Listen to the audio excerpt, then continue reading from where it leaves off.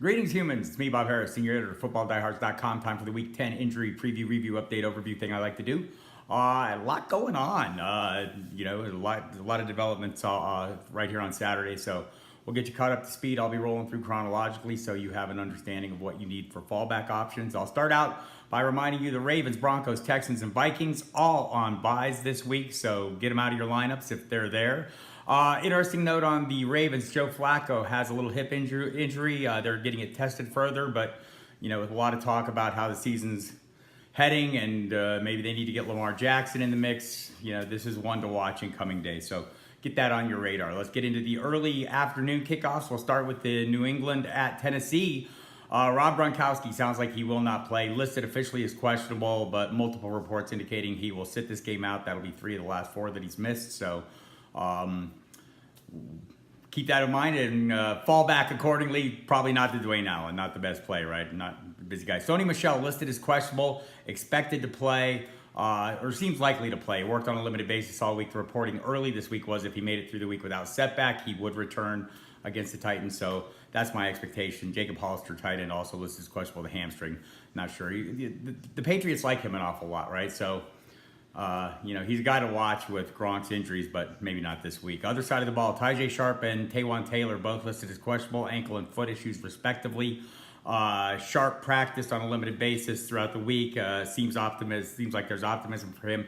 Taylor didn't practice all week, so odd that he got the questionable designation, but we'll see where that goes.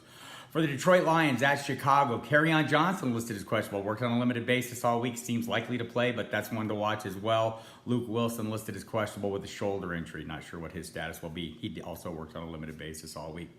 Let's move on. Chicago. Everyone's off the injury report, by the way. Khalil Mack, Allen Robinson, Taylor Gabriel, all good to go. So looking good there. For the New Orleans Saints and Cincinnati Bengals, that's in Cincinnati. Gio Bernard looks like he'll return this week. Remember, there is no A.J. Green. Did I mention that? A.J. Green's out.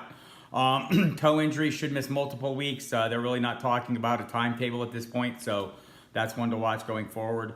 Josh Malone, another receiver in this case, has been ruled out as well. Tyler Kroft out. Gio Bernard listed as questionable. Seems like they could use some help in the passing attack. Bernard can probably do that, but they may also go run heavy and rely heavily on Joe Mixon. Don't be surprised. Look, you want to keep away from Drew Brees, right? Other side of the ball, Des Bryant signed this week, and his season ended at the end of his second practice. Tore his Achilles tendon. It'll be an 8-month recovery. They may pivot to like a Brandon Marshall or Kamar Aiken, who also worked out for him the other day. So that's something to watch going forward. But for now, and also Cam Meredith is out, placed on injured reserve after knee surgery, explaining why they're interested in adding wide receivers, obviously. So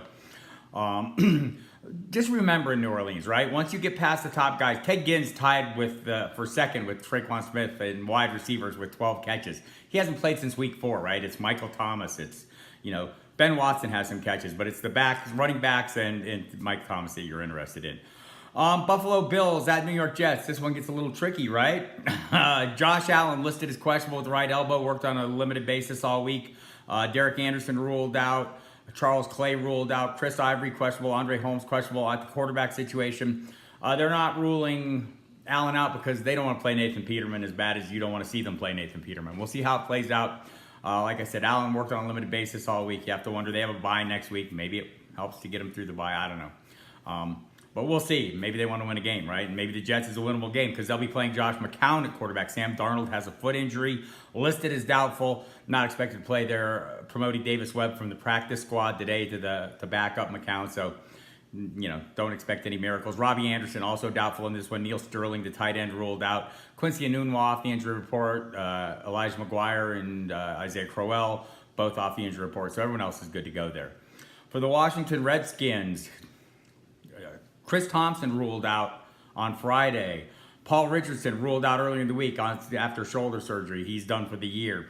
On Saturday, they ruled out Jamison Crowder. Had the ankle injury. He's missed the last 4 games. He will miss 5. Maurice Harris, still a great play, working the slot against a very weak Tampa Bay defense. So that'll be interesting to see. But Crowder will miss another game, just downgraded to today.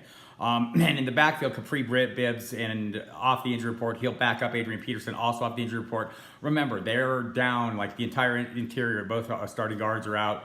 Trent Williams is out. They might get their other tackle back, but not a great situation in terms of blocking in this one. Adrian Peterson will be working with new linemen, so that could be a little bit tricky. Other side of the ball, Ronald Jones listed.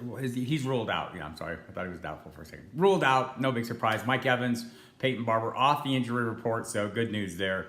Ryan Fitzpatrick continues to start for the Indianapolis Colts going against the Jacksonville Jaguars. You've heard of Leonard Fournette. Remember him? He's back. We'll see what kind of workload he gets. Should be a pretty substantial one. He worked fully all week, so all indications are good. Doug Marrone kind of being hedgy in his language, but it doesn't sound like anyone there expects anything but a full workload.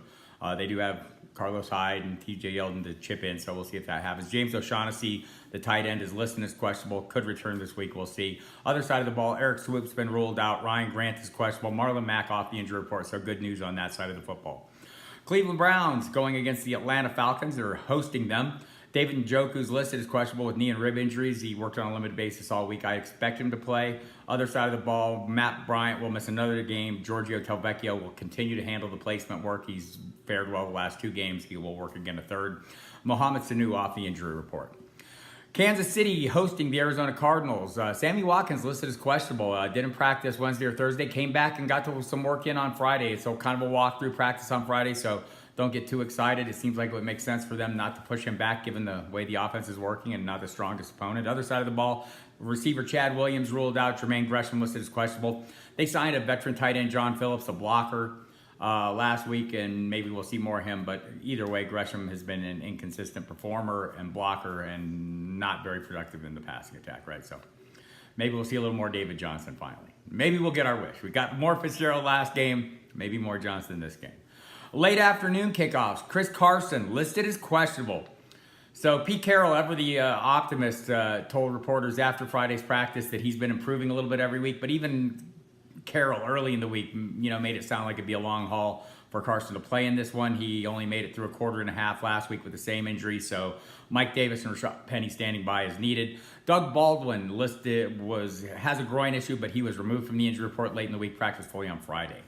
Other side of the ball, Rams are all good. Randall Cobb going against the Miami Dolphins, listed as questionable again. Practiced fully on Wednesday, then downgraded to limited at Thursday and Friday. You wonder if there was a setback involved either way.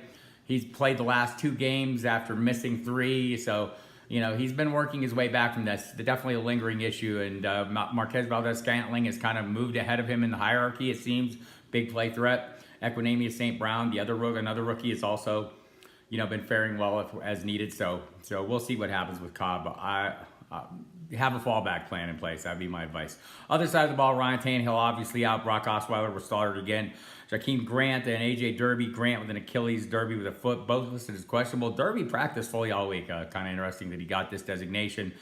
Kenny Stills off the injury report on Friday. Kenyon Drake off the injury report. Devontae Parker off the injury report. So for the most part, healthy. Sunday night, Darren Sproles tried to come back this week, aggravated the hamstring injury, he suffered week 1. Doug Peterson says he will return and play this season, but it won't be Sunday night against the Dallas Cowboys. So there you have that. We'll see what happens with him going forward. For the Cowboys, Tavon Austin ruled out. George Swaim listed as questionable. Outlook seems a little pessimistic for him. I wouldn't expect him to play. But either way, the Cowboys' passing attack is pretty narrow focus, right? Without Swaim. For sure. It's Cooper, it's Beasley. Beyond that, it's hit or miss. Monday night game, Pierre Garçon. Don't have the injury designations in for this game. I would expect if Garçon is not ruled out, it'll be questionable. He has not practiced Thursday or Friday. George Kittle limited Thursday and Friday, wearing a non-contact jersey. He's got a chest issue. I would expect him to play. You're going to want to watch the main page of the site for updates on both of those guys as the injury reports released Saturday afternoon, so check that. Also check for the usual content. Got tons of stuff there for you, including this video. Hey. And we got the podcast with me and Justin and Justin Lanero and Kyle Dvorak, the Football Diehards pod. Armando Marsal and Bobby Gomes doing the Chalk Talk podcast. Get Jen Ryan's DFS season-long Vegas cheat sheet. It's an Excel file. I recommend it. I keep it open on my desktop at all times. It's invaluable as I try to set my DFS lineups and gauge players, and the Vegas lines are really helpful as well. Of course, tons of articles and contents from Bobby Gomes, Armando, Justin, John Lobb. Great stuff. I love the scholar sheet of DraftKings knowledge. Very helpful for me every week.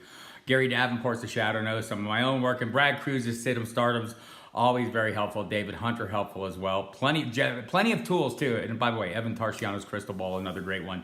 And remember, Evan does a live video, a Q&A on Periscope every Tuesday night. So be sure to watch for that at roto_wizard on Twitter every Tuesday at 8 p.m. Eastern.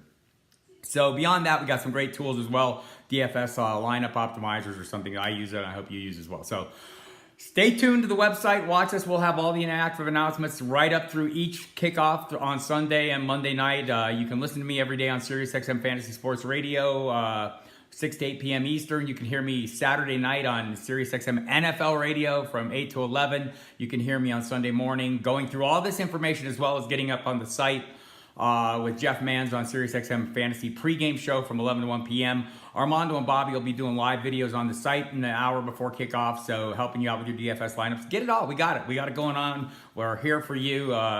Good luck in Week 10. Let's kick ass and take names.